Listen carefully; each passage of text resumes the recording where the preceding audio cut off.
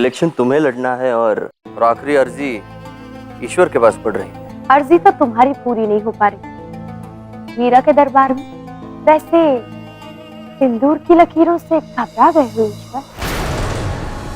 मिश्रा जी, वैसे हमने सुना था कि सिंदूर रिश्ते बनाने का काम करता है, पर यहाँ तो लगता है कि सिंदूर दीवारें खड़ी कर रहा है। ऐसे तुम्हें देखकर ना काफी तरस आ रहा है ईश्वर पांडे। कहाँ गई तुम्हारी मर्दानगी? कहाँ गया तुम्हारा घमंड? औरत के पल्लू से बन गया सब कुछ।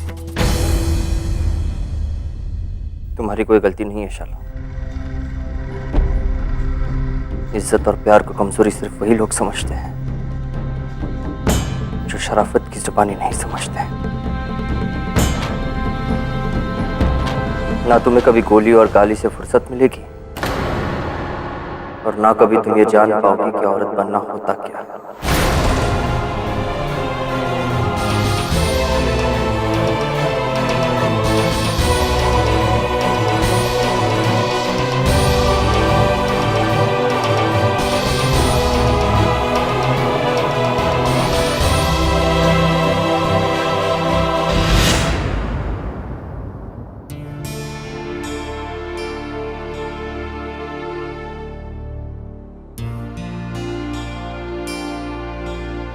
मीरा,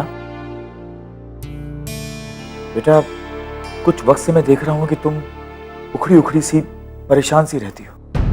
क्या हुआ? अपने पापा को नहीं बताओगी? ऐसा कुछ भी नहीं है पापा। आपने नाश्ता किया? अगर लंच में कुछ खास खाना हो तो बता दीजिएगा, मैं बना दूंगी। मीरा,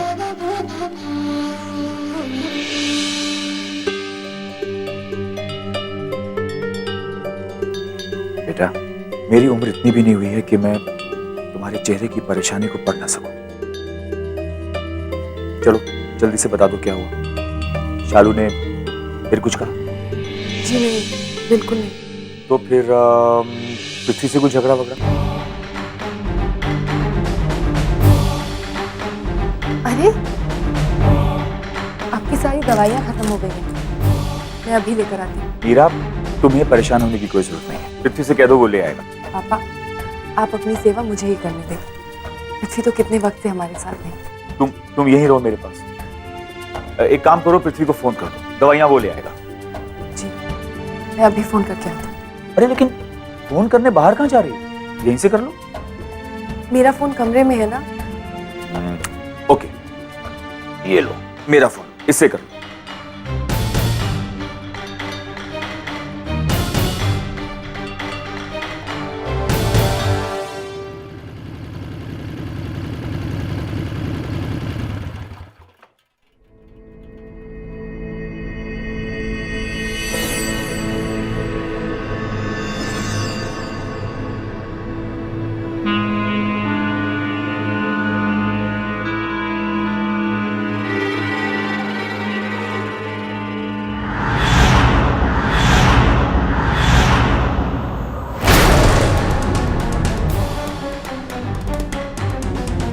भाई क्या हो गया? मन ने इतनी अर्जेंट में बुला लिया, फोन कर दिया होता तो।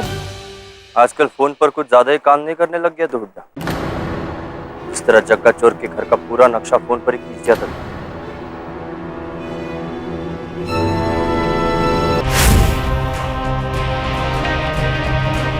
तूने भेजा था ना मुझे वहां।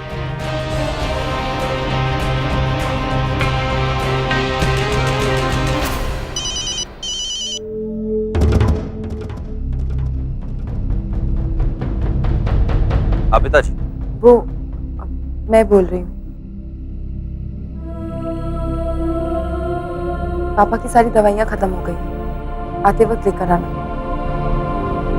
दवाइयों के नाम मैं एसएमएस कर दूंगी। ठीक है। बस बातचीत खत्म? अरे तुम दोनों क्या एक दूसरे से टेलीग्राम वाली भाषा में बात करते हो? नहीं पापा, वो शायद किसी के साथ बैठे हुए थे, कोई बिजनेस मीटिंग है।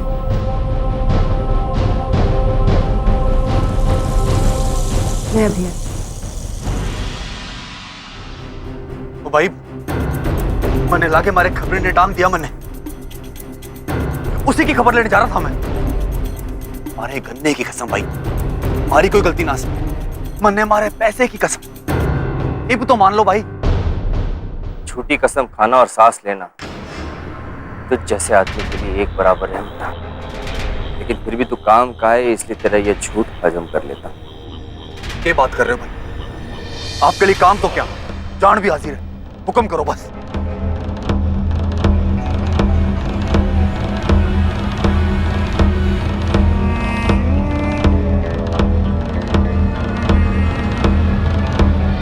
पिछले कुछ अरसों में शालू ने जितने दुश्मन बनाए हैं,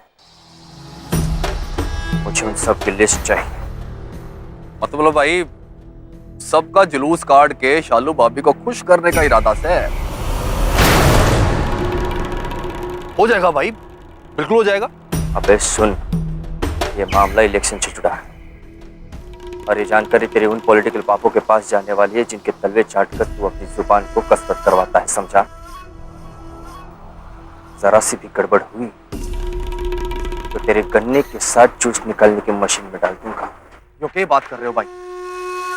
हमारी इतनी जरूरत कहाँ कि तारी बात को काट सकते? तारे को सारी जानकारी मिल जाएगी और वो भी काटे बिना।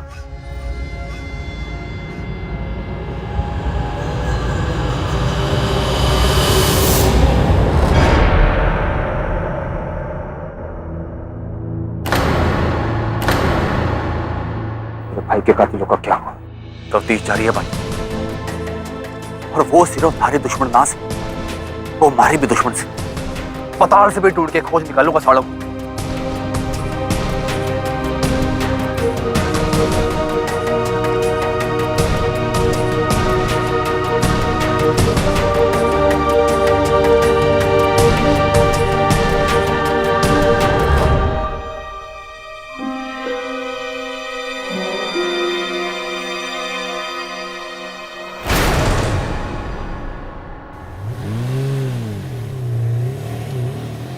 उड्डा, तेरे लिए तो इधर कुआं और उधर खाई। और तो बड़ नजर हटी और दुर्घटना घटी, और तेरी जान जाने में 1 मिनट भी नहीं लगेगा, 1 मिनट भी नहीं।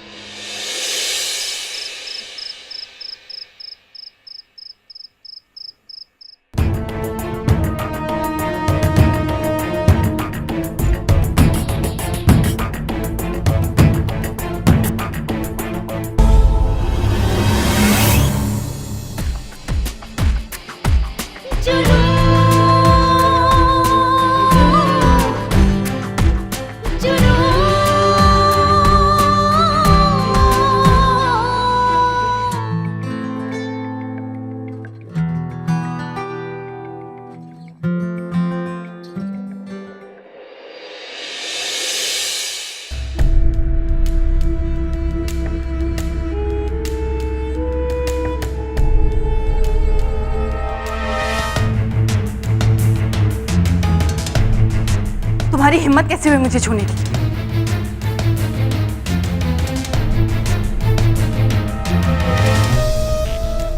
गिरने से बचाने के लिए पैर लगाता तो तुम्हें बुरा लगता, और अगर नहीं बचाता तो कहती कि कमीने ने बचाया नहीं। इस गलतफहमी में बिल्कुल मत रहना कि मुझे तुमसे कोई उम्मीद है। दवाई के लिए फोन क्यों किया था? पापा के सामने होने की मजबूरी नहीं होती तो कभी नहीं करती।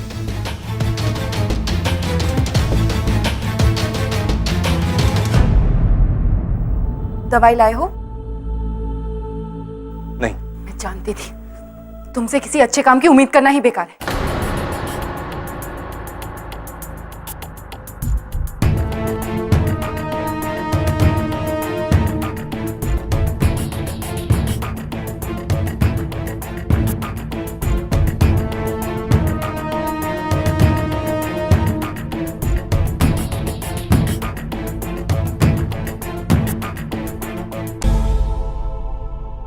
क्या बात है,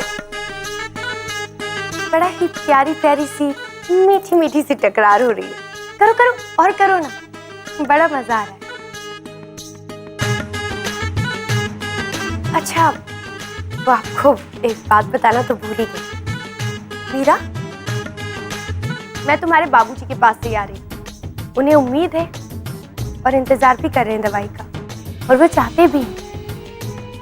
पर हम चाहते हैं कि दवा तुम उनको दो जाके। क्या है ना कि मीरा अगर दवाई लेकर जाएगी तो वो इतना खुश नहीं होंगे जितना तुमसे खुश होंगे। वैसे बाबूजी लड़के पर इतना ध्यान नहीं रखते ना, और ना ही उन्हें सिंदूर के इस ड्रामे के बारे में कुछ पता है। पर मुझे पता है कि उन्हें पता करना बहुत अच्छा लगेगा। जानना तो चाहेंगे ही ना वो। इतनी जल्दी मैं उन्हें कैसे बता सकती हूँ, पर बताना तो पड़ेगा ही ना उन्हें। पर कब, ये ईश्वर जाने। वैसे हमारे बाल खराब हो गए, आप लोग लगे रहिए, हम आते हैं।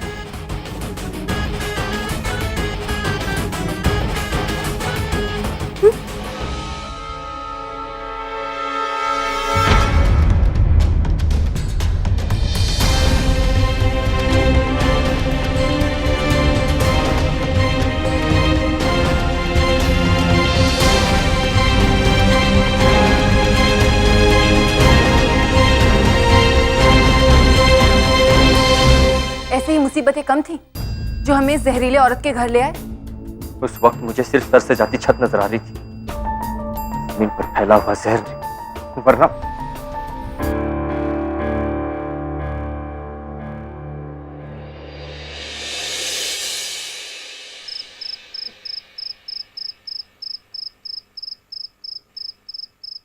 किसी का खून बहाना बहुत आसान है, लेकिन उसके आंसू पोंछना उतना ही मुश्किल है। भैया, इस पूरी दुनिया में तुम्हारे लिए आंसू बहाने वाला कोई नहीं है। जानते हो क्यों? क्योंकि तुमने कभी किसी का दिल नहीं जीता। तुम्हारे गुस्से ने सबको तुमसे दूर कर दिया है।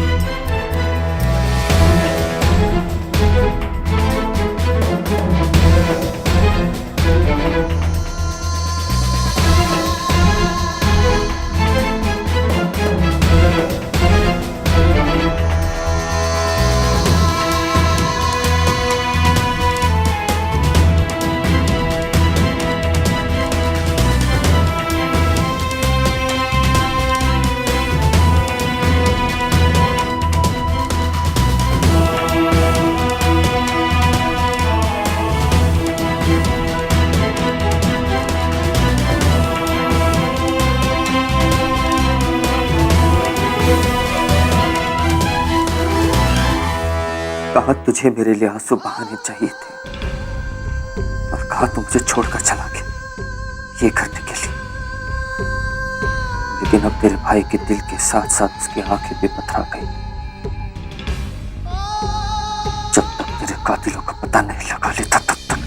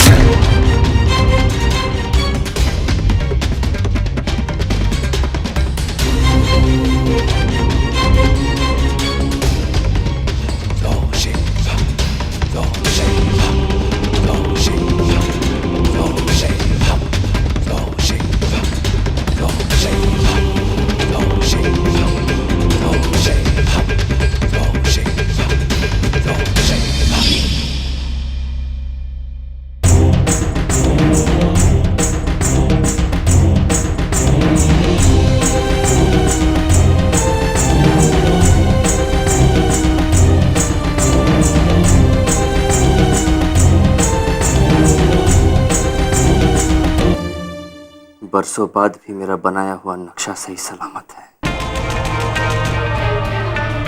कि मैं अपने खजाने को वापस पा लूं।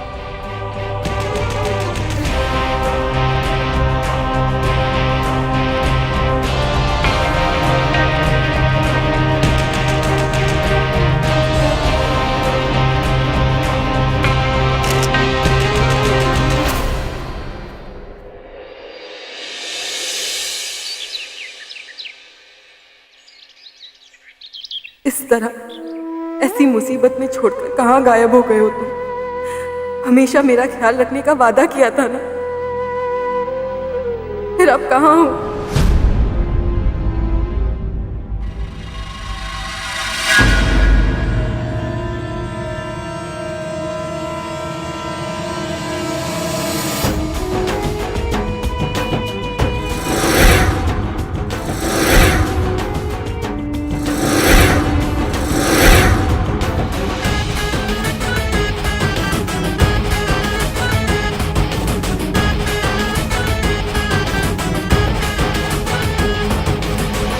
हीरा, ईश्वर पांडे की तस्वीर को देख देख कर उससे नैन मटके कर रही हो?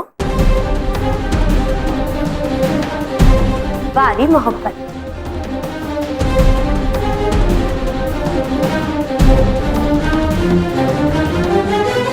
वाहवाही तो इस बात पे है कि आज मुझे प्यार के बारे में वो औरत समझा रही है जिसे प्यार के पहले अक्षर का मतलब भी नहीं पता, जिसने कभी प्यार मोहब्बत को ना तो समझा ना पाया।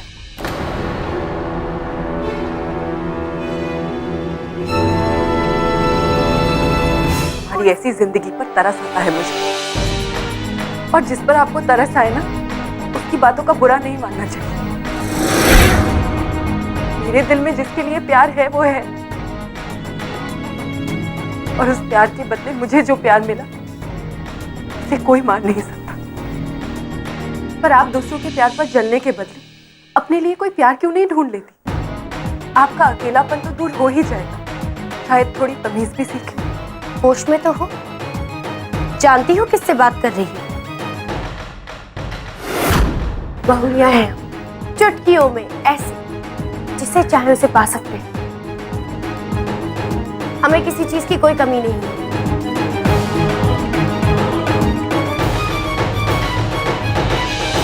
वैसे जानना तो हम तुमसे चाहते हैं कि जिसके नाम की माला जप रही हो यहाँ बैठकर, कहाँ गया वो? अरे ईश्वर पांडे जो हमारा पति है, उसने तुम्हारी पृथ्वी की जगह ले ली। अब जरा सोचो, कोई भी इंसान इतना बड़ा जोखिम तभी उठा सकता है जब उसे पता हो कि सामने वाला शख्स कभी वापस लौट कर नहीं आएगा।